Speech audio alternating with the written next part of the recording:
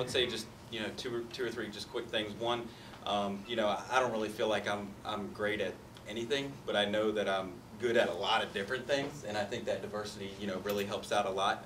So just, I would say, be humble. Know that, hey, you're not going to be the expert at everything. You're not going to be the best, and be able to take that feedback. Also, another thing is just being able to take criticism. You're going to deal with folks. You're going to, there's going to be that time that, you don't follow through on the commitment from your boss, whether it was in your control or out of your control. Just be able to speak to why you didn't and why you're able to do that, and work on that, and know that, hey, I need to make an improvement. I need to make a change, and that's what I can do.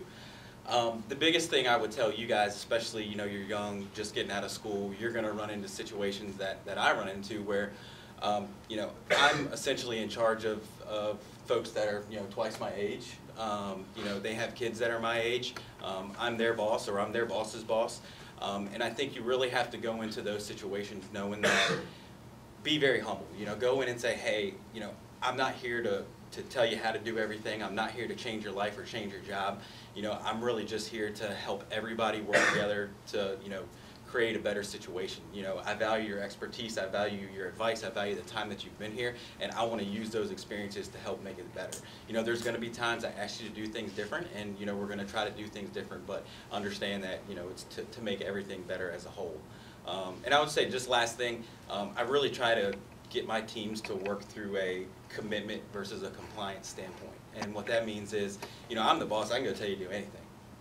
And most people are going to do it because they're like, yeah, he's the boss. But I try to build relationships with my team members. I'm directly involved with 254 people every single day.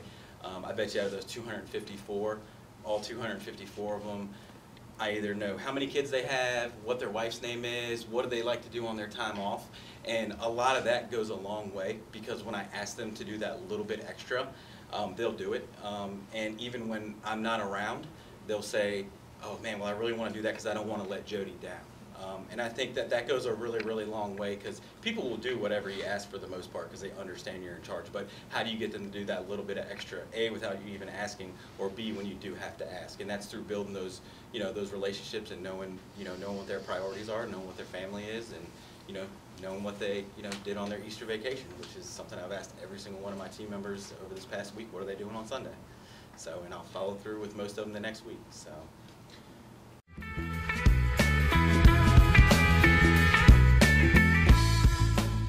I would just say too, from a retail standpoint, we really value diversity, and I know you can look at diversity many, many ways. One way we look at diversity is, what type of degree do you have?